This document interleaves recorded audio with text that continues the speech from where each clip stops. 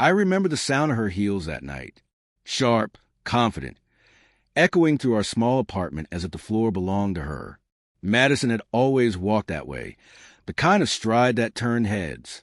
I used to love it. I used to feel lucky watching her get ready, knowing she'd be coming home to me. But that night, something felt off. She said she was meeting a friend from work.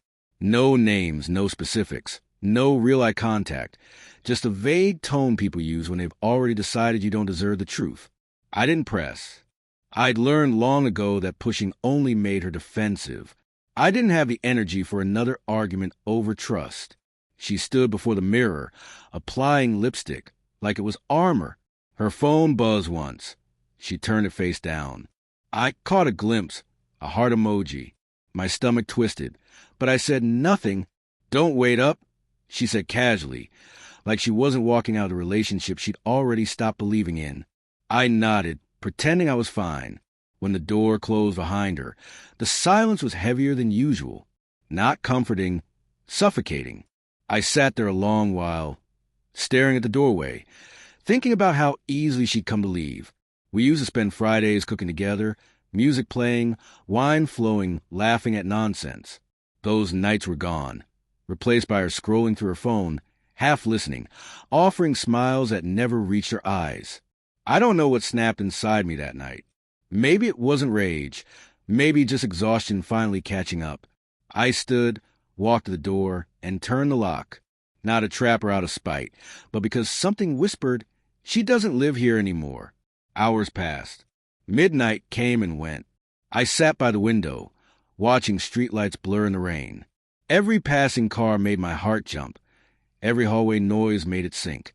At 1:47 a.m., I heard keys rattling. They didn't turn. She tried again, then a soft knock. "Ethan," her voice hesitant. I didn't move. Another knock, louder. "Ethan," opened the door. Still nothing. I could hear her frustration. "Come on. This isn't funny." It wasn't meant to be funny. It was meant to be real. For once, I wanted her to feel the weight of the silence she'd left me drowning in. She called my phone. Once, twice. I let it ring. Then a text.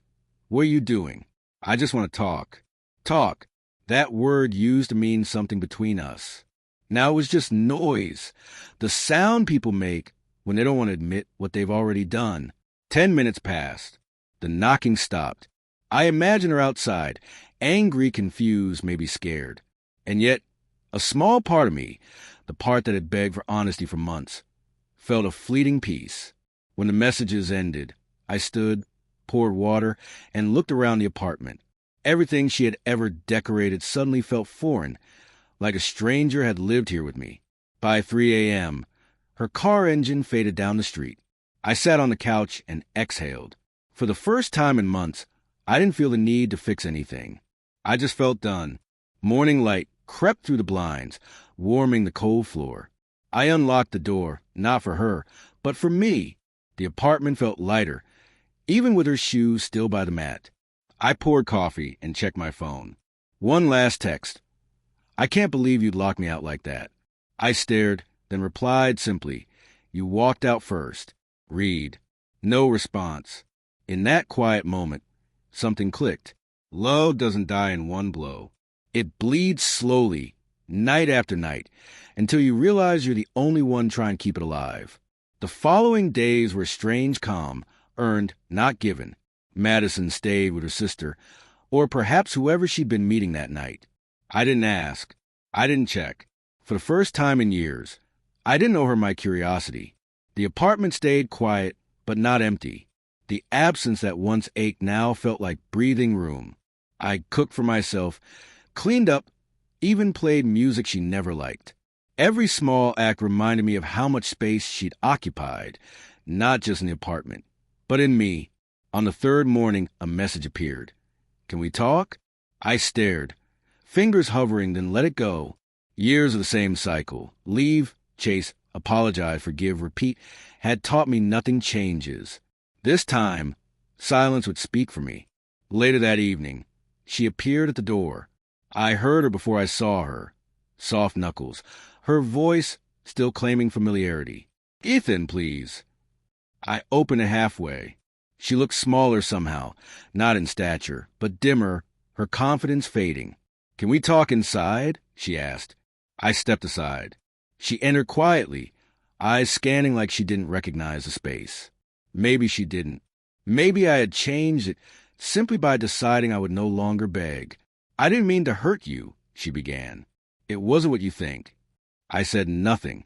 "It was just dinner," she continued, trembling slightly. "A friend from the office." I needed to clear my head. I almost laughed. She'd been clearing her head for months, and I was always left cleaning the mess.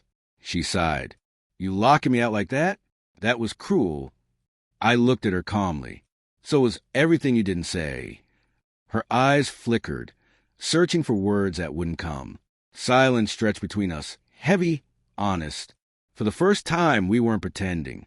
She sat, hands trembling slightly. "Do you even want this marriage anymore?"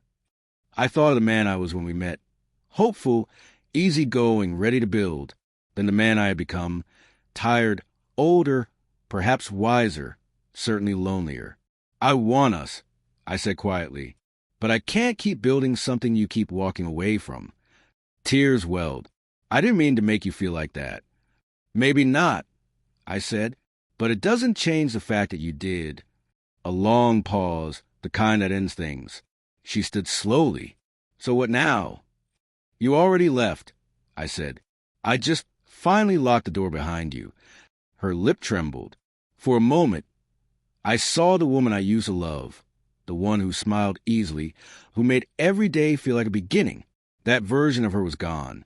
Holding on to a memory wasn't love anymore. It was self-punishment. She nodded, wiped her tears, and whispered, "I guess I deserve that." Maybe she did. Maybe we both did. She walked out. No slam. Just a soft closing, as if even she knew this was final. I stood there listening to her footsteps fade.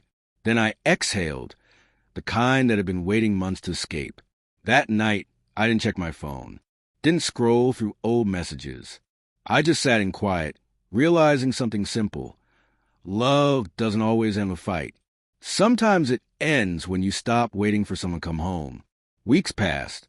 The world didn't end. The sun still rose. Slowly, the pieces of Michidol began to sharpen again. I changed the locks, not out of spite, but to reclaim a space no longer tied to waiting. When friends asked, I told the truth. She went on a date without telling me. So I locked the door behind her. Some called it harsh, others fair. For me, it was neither. It was simply the moment I chose myself. And that I've learned is where healing begins, not when they apologize, but when you finally stop needing them to.